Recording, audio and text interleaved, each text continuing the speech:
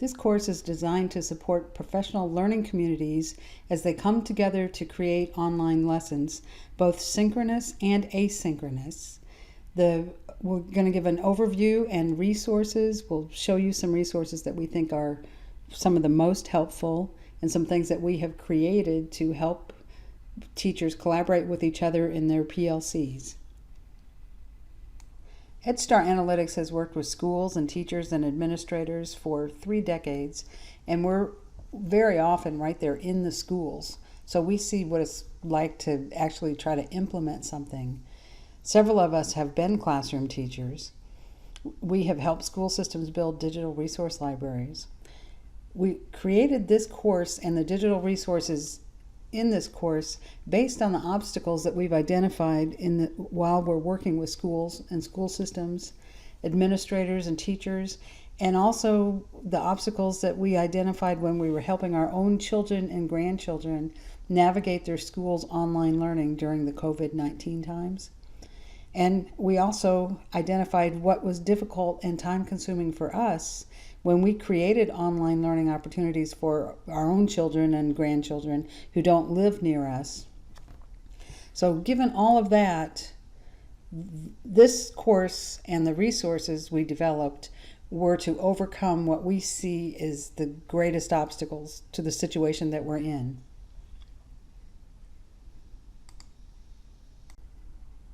So these are what we identified as the greatest obstacles to the online learning.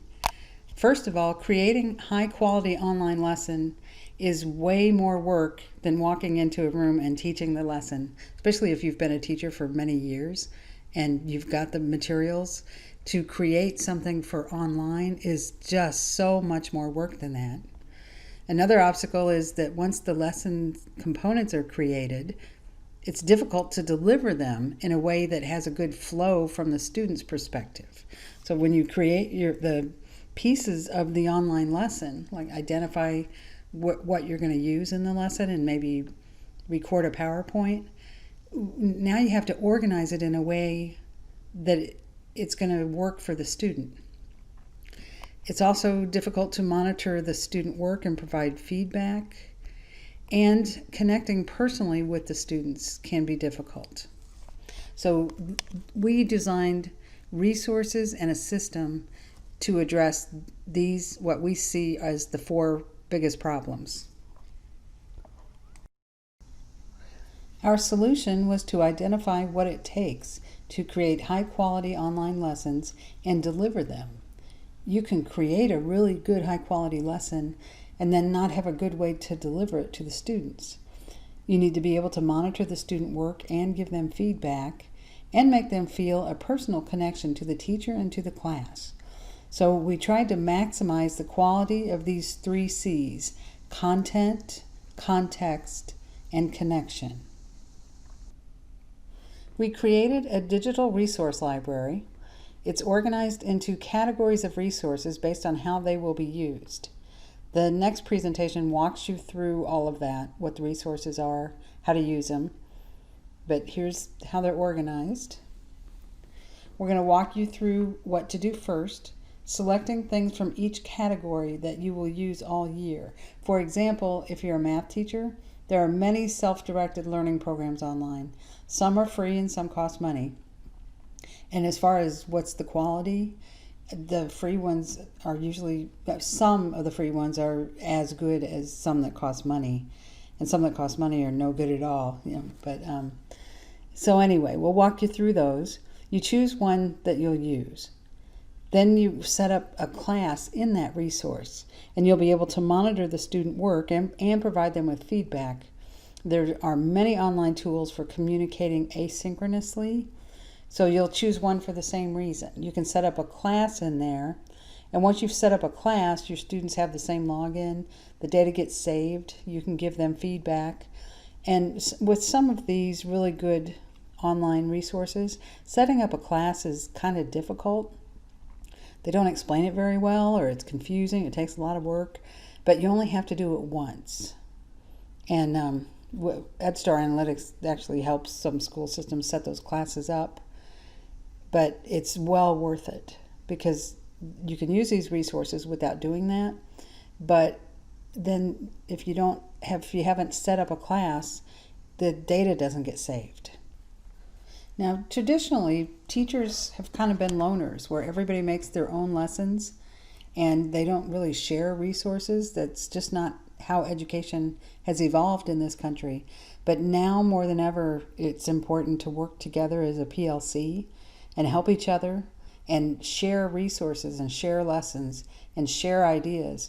So you should get together in your PLC and review these digital resources that we are going to provide and decide which ones you're going to use for which subjects.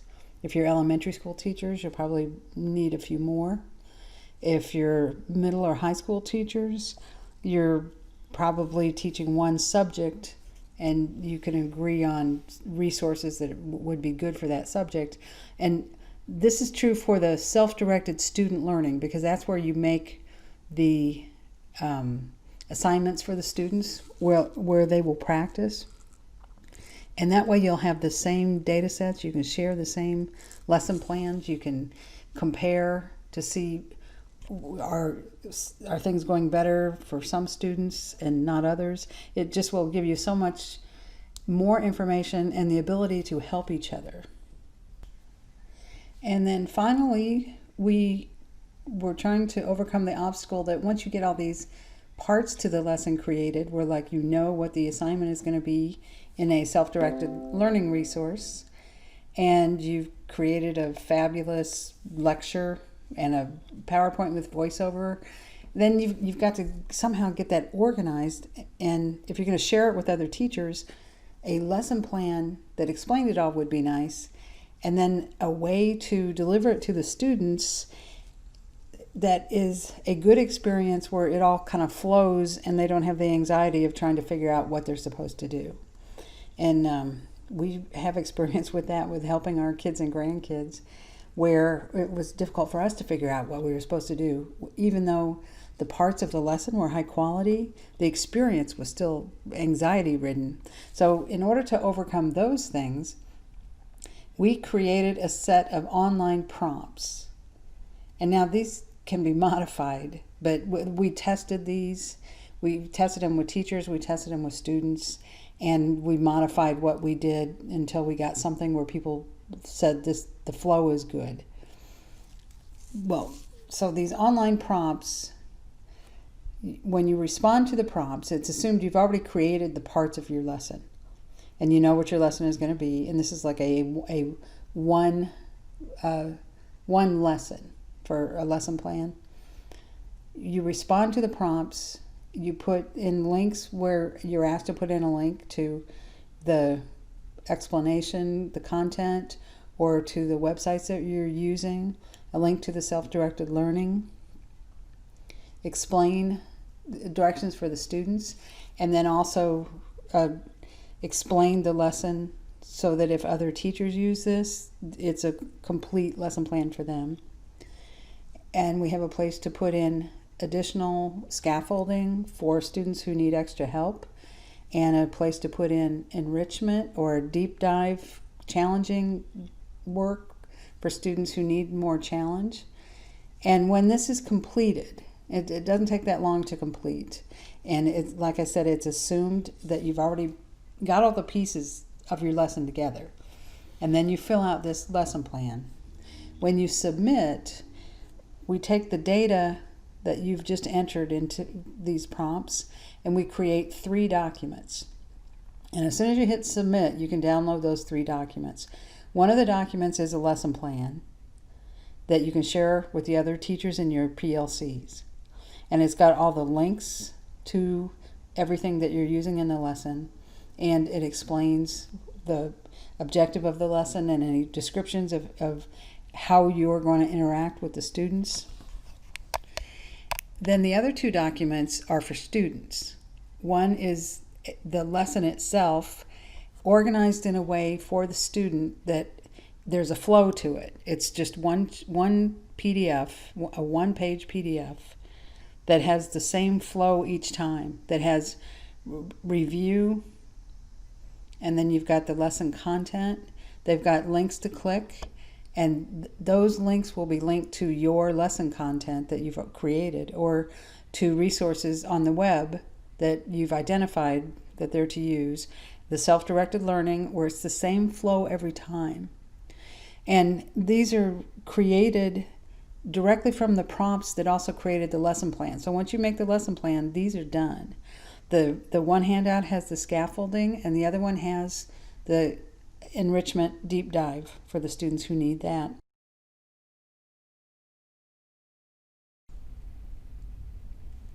So even if your resources for the lesson are in 12 different places, the student only needs to have this one place to get to everything that they're supposed to do. And the flow is there, so they just click and they get to the review lesson. They can go through that. When they close it, back to the handout and the next link for the lesson content. And then after that, the guided practice, and you can have the link to exactly the lesson that you want them to do the guided practice on. And we include a way to connect with the students. And we chose Flipgrid. There's a lot of other things that you can choose, but see here, the student records themselves. You record yourself responding to what they said. You can give them written feedback. You can grade it. You can share these with the class. And the whole purpose of including this is to establish connection. This is a screenshot of a high school science teacher showing me Google Meet. For synchronous learning and collaborating with the PLC, we'll walk you through some tools like Google Meet that has plugins in Chrome that will enable you to divide students into subgroups that can have small group discussions with each other while you monitor the class. It takes attendance for you, and you can use this tool in your PLCs to communicate, and it's very handy. And the Google tools all work together with it. This high school science teacher who was showing me how they use Google Meet for their PLCs also showed me how they work together in their PLC to share resources that they're creating digitally. Like, for example, this science notebook. This is a high school science.